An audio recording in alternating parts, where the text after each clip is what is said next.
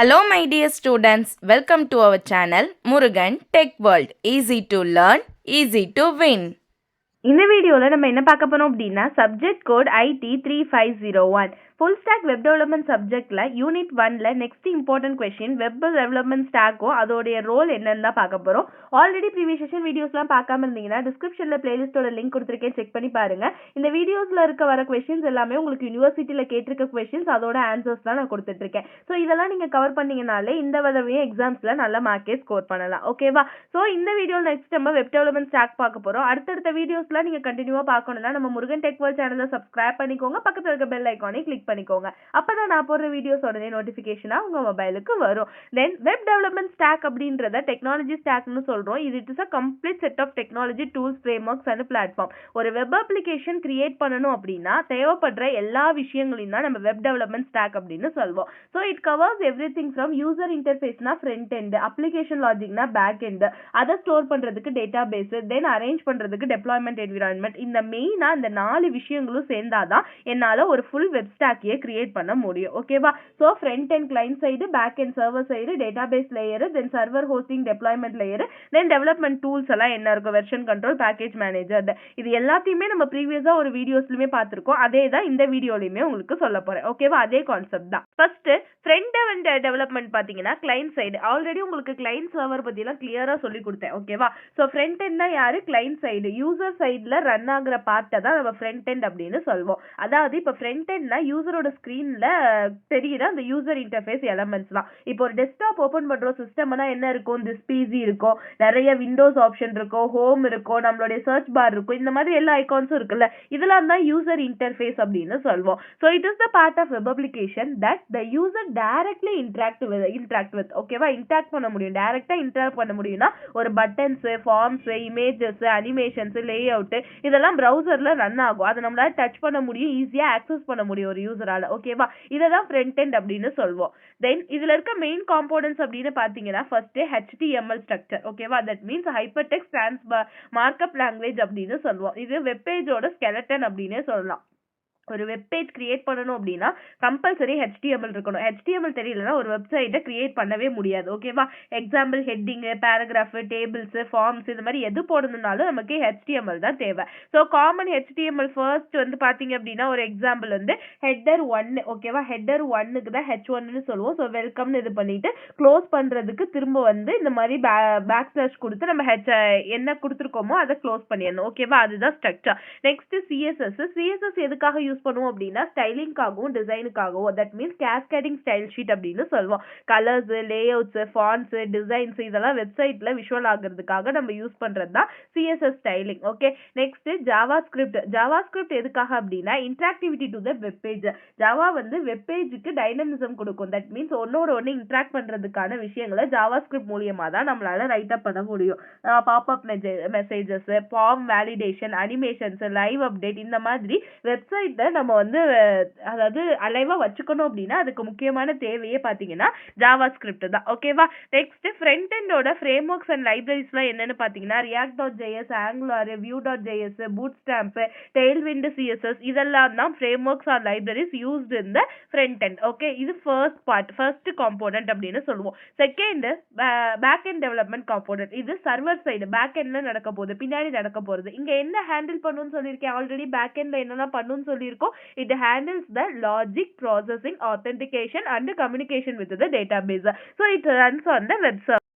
இதை நம்ம என்னன்னு சொல்லலாம் அப்படின்னா பிரைன் ஆஃப் த அப்ளிகேஷன் சொல்லலாம். ஒரு அப்ளிகேஷனோட பிரைன் அப்படின்னா இப்போ ஒரு ஹியூமன் பாடிக்கு பிரைன் எப்படி இம்பார்ட்டனோ அதே மாதிரி ஒரு அப்ளிகேஷன் ரன் ஆகணும் அப்படின்னா ஒரு ரெக்வஸ்ட் ஆக்சஸ் பண்ணணும், ப்ராசஸ் பண்ணணும்னா ஒரு ரெக்வஸ்ட்டுக்கு ரெஸ்பான்ஸ் கொடுக்கணும். இது எல்லாத்தையும் பார்க்கறது பேக் எண்ட் தான். ஸோ வெப்சைட்டோட உங்களுக்கு தெரியாத ஒரு சைடு தான் பேக் எண்ட் அப்படின்னு சொல்லுவோம். ஓகேவா?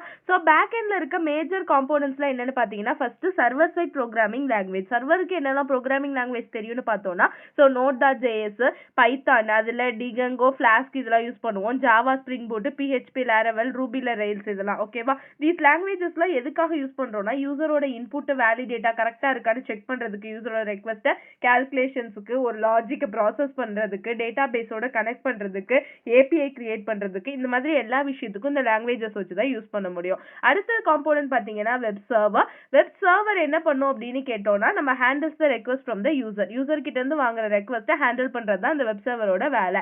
எக்ஸாம்பிள் அப்பாச்சி, என்ஜின்ஸ், ஐஏஎஸ், நோட்.js, பில்டின் சர்வர் இது எல்லாமே. ஸோ யூசரோட ஹெச்டிடிபி ரெக்வஸ்ட்டை அக்செப்ட் பண்ணி அதை பேக் அண்ட் கோட்ல ரன் பண்ணி ப்ராசஸ் பண்ணும் ஓகேவா. ரிட்டர்னா HTML JS ஆன் ரெஸ்பான்ஸை கொடுக்கும் ஓகேவா. சர்வர்னா வெப்சைட் ஃபைல்ஸை ஸ்டோர் பண்ற வீடு பிளஸ் வந்து ப்ராசஸர், இது ரெண்டுமே சேர்ந்து ஒர்க் ஆகும். தேர்ட் பார்த்தீங்கன்னா அப்ளிகேஷன் ப்ரோக்ராமிங் இன்டர்ஃபேஸ், API சொல்லுவோம். இது என்ன பண்ணும் அப்படின்னா connect from front end with back end, front எண்டையும் பேக் எண்டையும் கனெக்ட் பண்றதுக்காக நம்ம யூஸ் பண்றது தான் இந்த அப்ளிகேஷன் ப்ரோக்ராமிங் இன்டர்ஃபேஸ் அப்படின்றது. Example REST API, GraphQL APIs தான் யூஸ் பண்றோம் ஓகேவா. தேர்ட் இம்பார்ட்டன்ட் காம்போனன்ட் அப்படின்னா டேட்டாபேஸ் லேயர். டேட்டாபேஸ் லேயர் எதுக்காக யூஸ் பண்றோம் அப்படின்னா வெப்சைட்ல இருக்க டேட்டா எல்லாம் டேட்டாபேஸ்ல தான் ஸ்டோர் ஆகும் ஓகேவா. ஸோ டேட்டாவை ஸ்டோர் பண்ற ஒரு இடத்துக்கு பேர் தான் டேட்டாபேஸ் அப்படின்றது. It stores and manages the all applications data. இதுல முக்கியமா ரெண்டு டைப் இருக்கு. First relational database. ரிலேஷனல் அப்படின்னா SQL, ஸ்ட்ரக்சர்டு கொரி லாங்குவேஜ்ல வருது. ஸோ நம்ம டேட்டா எப்படி இருக்கும்னா ரோஸ் அண்ட் காலம்ஸ்ல டேபிள்ல ஸ்டோர் ஆயிருக்கும். Example MySQL, PostgreSQL, Oracle, SQL சர்வர்லாம். இது மெயினா பேங்கிங், இ-காமர்ஸ்ல, அதாவது மீஷோ, ஃபிளிப்கார்ட், இந்த மாதிரி நம்ம அமேசான் இதெல்லாம் யூஸ் பண்றோம்ல, அந்த மாதிரி இ-காமர்ஸ்ல, என்டர்பிரைஸ் ஆப்ஸ்ல இதுலலாம் வந்து டேபிள் ஃபார்மேட்ல ஸ்ட்ரக்சர்டா நம்ம டேட்டாவை ஸ்டோர் பண்ணி வச்சிருப்பாங்க. நெக்ஸ்ட் பாத்தீங்க அப்படின்னா NoSQL டேட்டாபேஸ். NoSQLனா நான் SQL அப்படின்னு சொல்லுவோம். That means flexible structure. Structure டேட்டாவா இருக்காது. அன்ஸ்ட்ரக்சர்ட் டேட்டாக்கெல்லாம் நம்ம லார்ஜ் அமௌண்ட் ஆஃப் டேட்டாவை ஹேண்டில் பண்றதுக்கு இந்த NoSQL டேட்டாபேஸ் வந்து யூஸ் பண்ணுவோம். எக்ஸாம்பிள் MongoDB, Cassandra, Firebase நிறைய இருக்கு. இது மோஸ்ட்லி சோஷியல் மீடியா ஆப்ஸ்க்கு, ரியல் டைம் அப்ளிகேஷன்ஸ்க்கு, IoT சிஸ்டம்ஸ்க்குலாம் வந்து ஒரு டேட்டாவோட ஷேப் இப்படிதான் இருக்கும்னு அன்பிரடிக்டபிளா இருக்கிறப்ப இந்த NoSQL டேட்டாபேஸ் யூஸ் பண்ணிக்கலாம் ஓகேவா. ஸோ டேட்டாபேஸோட ஃபங்க்ஷன்ஸ் அப்படின்னு பார்த்தீங்கன்னா மெயினாக ஒரு டேட்டாவை ஸ்டோர் பண்ண முடியும், அப்டேட் பண்ண முடியும், டெலிட் பண்ண முடியும், செக்யூராக பார்த்துக்க முடியும், லார்ஜ் ஸ்கேல் ஆப்ரேஷன்ஸை பர்ஃபார்ம் பண்ண முடியும், காம்ப்ளெக்ஸ் குவரிஸ் எல்லாம் ஈஸியாக ஹேண்டில் பண்ண முடியும். இதெல்லாம் தான் அந்த டேட்டாபேஸோட ஃபங்க்ஷன்ஸ். ஸோ ஃபோர்த் இருக்க காம்போனன்ட் வந்து ஆப்ஷனல் தான் ஓகேவா. இதை தெரிஞ்சுக்கணும் அப்படின்றதுக்காக தான். So development and deployment tools. Develop பண்றது அப்படின்னா என்ன, modern web applications also have several extra tools for better development and deployment. அந்த மாதிரி டூல்ஸ்லாம் என்னன்னு பார்த்தீங்கன்னா ஃபர்ஸ்ட் வெர்ஷன் கண்ட்ரோல். வெர்ஷன் கண்ட்ரோல்னா used to track changes in the code.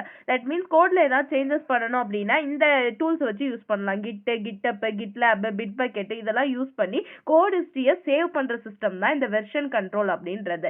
Next package manager. That means install libraries easily. நம்ம லைப்ரரிஸ்லாம் install பண்றோம்ல, built-in libraries இல்லாம அந்த மாதிரி லைப்ரரிஸ்க்கு இந்த NPM, PIP, Composers, Maven, Gradle இந்த மாதிரி லைப்ரரிஸை நம்ம ஈஸியா இன்ஸ்டால் பண்ணி நம்ம ஒர்க் பண்ணிக்க முடியும். அடுத்து build tools and bundlers that help to minify, optimize and bundle the code ஓகேவா. bundle plus optimize the front end code. இதுக்கு Webpack, White, Babelலாம் யூஸ் ஆகுது. தென் டெப்ளாய்மெண்ட் பிளாட்ஃபார்ம்ஸ்லாம் பார்த்தீங்க அப்படின்னா host the website live. that means Amazon Web Service, first AWS, அடுத்து Azure, CGP, Heroku, Vercel, Netlify இதெல்லாம் வந்து சைட்டை live பண்ண சர்வரை ஸ்பேஸுக்கு, சர்வருக்கு தேவையான ஸ்பேஸ் எவ்வளவோ அதை ஹோஸ்ட் பண்ணி கொடுக்கறதுக்கு இந்த டெப்ளாய்மெண்ட் ஹோஸ்ட் அப்ளிகேஷன்ஸ் எல்லாம் யூஸ் ஆகும் ஓகேவா. ஃபைனலா containerisation and automation. That means நம்ம டேட்டாவை எந்த இடத்துல ஸ்டோர் பண்ணுன்றதுக்கு டாக்கர்ல, குபர்நெட்ஸ்ல, CI/CD டூல்ஸ்லாம் ஸ்டோர் பண்ணிக்கும் ஓகேவா. So these are the containerization automation. இதுதான் deployment and development tools. So these are the some of the important things about நம்மளுக்கு என்ன வெப் டெவலப்மெண்ட் ஸ்டாக்ல இருக்குன்றது. Then how this components work together அப்படின்னு பார்த்தீங்கன்னா user வந்து UIயோட ஃபர்ஸ்ட் இன்ட்ராக்ட் பண்ணுவாங்க ஃப்ரண்ட் எண்டோட. அதுக்கப்புறம் அது கொடுக்குற ரெக்வஸ்ட்டை கொண்டு போய் பேக் எண்ட் சர்வரில் கேட்கும். அந்த சர்வர் அந்த ரெக்வஸ்ட்டை ப்ராசஸ் பண்ணி டேட்டா பேஸோட இன்ட்ராக்ட் பண்ணும். அந்த டேட்டாவை ஃபெச் பண்ணி எடுத்துரும் டேட்டா பேஸ்லேருந்து. தென் சர்வர் வந்து ரெஸ்பான்ஸை ஃப்ரண்ட் எண்டுக்கு கொடுக்கும். அந்த ஃப்ரண்ட் எண்ட் நம்ம யூசர் இருப்பாங்களோ அவங்களுக்கு அந்த ஆன்சரை டிஸ்பிளே பண்ணும். இப்படி தான் ஒரு ஒர்க் வந்து ஒரு வெப் அப்ளிகேஷன் கிரியேட் பண்ணோம் அப்படின்னா வெப் டெவலப்மெண்ட் ஸ்டாக் வந்து பெர்ஃபார்ம் பண்ணும் ஓகேவா. ரொம்ப சிம்பிள் கொஸ்டின், அழகா போட்டு நீட்டா பாயிண்டா எழுதினீங்கனாலே போதும் ஓகே. நெக்ஸ்ட் வீடியோல நெக்ஸ்ட் டாபிக் பார்க்கலாம். மறந்துனா முருகன் டெக் வேர்ல்ட் சேனலை சப்ஸ்கிரைப் பண்ணிக்கோங்க. பக்கத்துல இருக்க பெல் ஐகானை கிளிக் பண்ணிக்கோங்க. அப்பதான் நான் போடுற வீடியோஸ் உடனே நோட்டிபிகேஷனா உங்க மொபைலுக்கு வரும். Stay tune. தேங்க்யூ.